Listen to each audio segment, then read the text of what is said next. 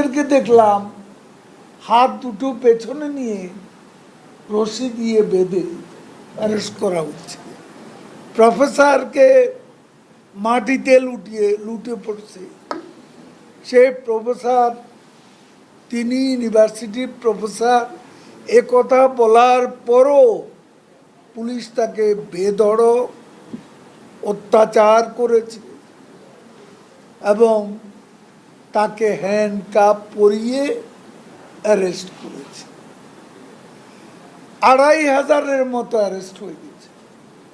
এখন আমাদের দেশে বিরোধী দল যখন অগ্নিসন্ত্রাস করে, পুলিশকে হত্যা করে, প্রধান বিচারপতির বাড়িতে হামলা করে, পুলিশ হাসপাতালে হামলা করে, সাংবাদিকদের উপর হামলা করে, তখন যুক্তরাষ্ট্র সেটা নিয়ে কথা বলে। আর যুক্তরাষ্ট্রে আজকে যা হচ্ছে সে সত্য বলতে গেলে আমাদের অপরাধ কোথায়? এখানে সম্পর্কের অবনতি কেন? সম্পর্কে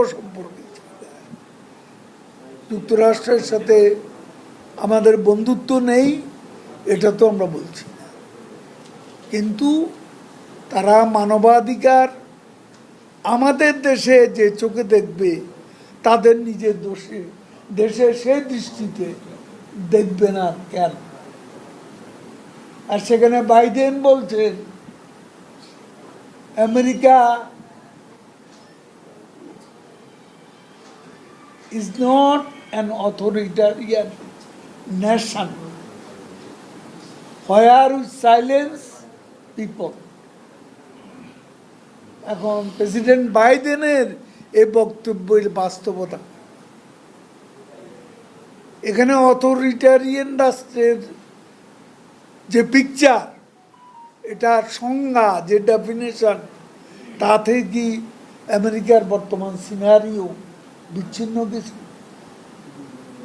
সাইলেন্স পিপল, সাইলেন্সটা এত রুথলেসলি করা হচ্ছে, প্রটেস্টকে এত রুথলেসলি পারসিকিউট করা হচ্ছে, তো সেটা বলা যে অপরাধ? সত্য, তুমি আমার সত্য বলতে যাবে, আমি তোমার সত্য কেন তুলে ধরব? বলেন।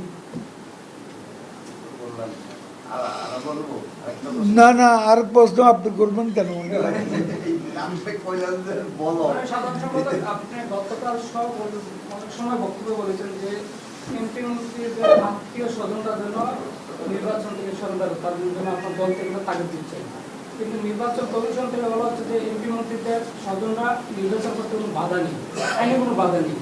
এখন ক্ষমতাসীন দলকে আইনের যে যেখানে বাধা নেই সেখানে আইন ক্ষমতাসীন দলকে চাপ প্রয়োগ করছে না, আইনের যে একটা কনফ্লিক্ট হচ্ছে। এবং কোনটা করলে আপনার ভালো লাগে? এখন আমরা একটা দল করি, এখন এই দলের সরকারি পদ, দলীয় পদ পাওয়ার বিষয়টা যদি কোনো পরিবারে কেন্দ্রীভূত হয়ে যায়, তখন দলের অন্যান্য নেতা কর্মীরা ভাবে তাদের আর এখানে কোনো ভবিষ্যৎ নেই, এবং সে কারণে তাদের মধ্যে একটা হতাশা কাজ করে।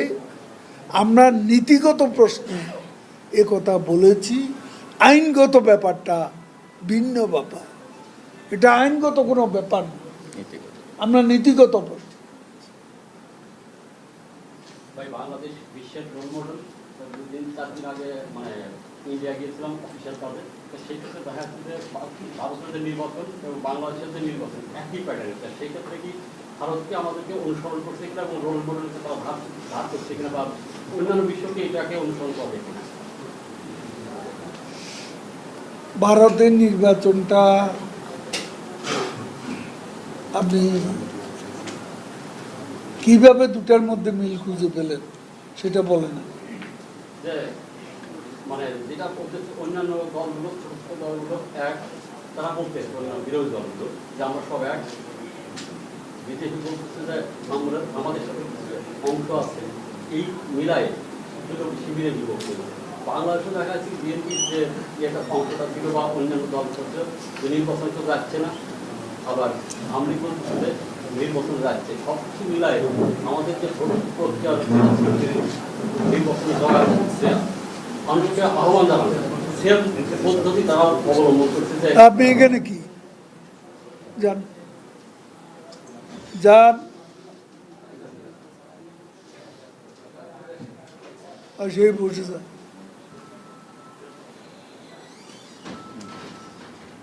সেম পদ্ধতি অবলম্বন করে যার জন্য আমাদের না না না, আপনি এখানে মিল কোথায় পেলেন? ভারতে তো অপোজিশন ইলেকশন বয়কট করেনি, দে আর পার্টিসিপেটিং ইন দি ইলেকশন। তাদের নানান প্রশ্ন আছে, বক্তব্য আছে, সমালোচনা আছে, কিন্তু তারা ইলেকশন করছে। ওখানে অপোজিশন কিন্তু ইলেকশন থেকে দূরে সরে দাঁড়ায়নি।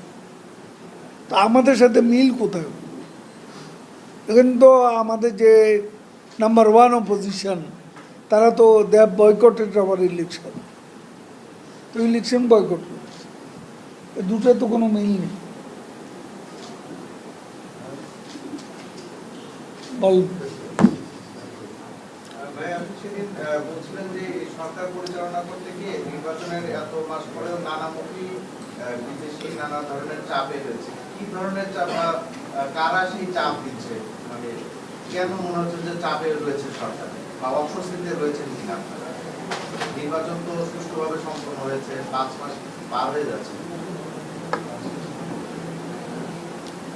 চাপটা হলো গ্লোবাল ইকোনমি। এখন যুদ্ধের কারণে যে অর্থনৈতিক সংকট, এটা সারা বিশ্ব জুড়ে, এবং তার প্রতিক্রিয়া প্রভাব আমাদের এখানেও আছে। কাজে আমাদের আমদানি রপ্তানি, জ্বালানি, আমাদের ইনফ্লেশন, ডলার সংকট, এইসব বিষয়গুলো অর্থনীতির অবিচ্ছেদ্য অংশ, এবং এগুলো এফেক্টেড হলেই তো চাপ। সেই চাপ আমরা উপেক্ষা করবো কেমন? বিশ্বের অর্থনৈতিক সংকটের প্রভাব থেকে বাংলাদেশ মুক্ত আছে এমন দাবি আমরা করতে পারি না, কাজে আমরাও চাপ অনুভব করছি। যেমন আমাদের দ্রব্যমূল্য চাপের মুখে, এটা তো অস্বীকার করলে বাস্তবতাকে অস্বীকার করে। বলেন। সাধারণ সম্পাদক, একদিকে বিএনপি বলছে যে প্রতীকবিহীন এই উপজেলা নির্বাচন এটি আরেকটি সরকারের নতুন ধাপ, এবং এই নির্বাচনে তাদের দলীয় যারা অংশগ্রহণ করছে তাদেরকে তারা বহিষ্কার করছে, এটিকে আওয়ামী লীগ কিভাবে দিচ্ছে?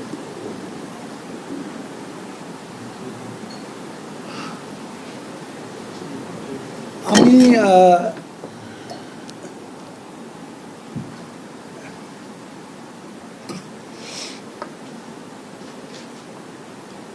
প্রতীক ছাড়া স্থানীয় সরকার নির্বাচনের রেকর্ড তো আছে, এখানে আছে, আমাদের বাইরেও আছে। তো কাজেই এখানে প্রতীক ছাড়া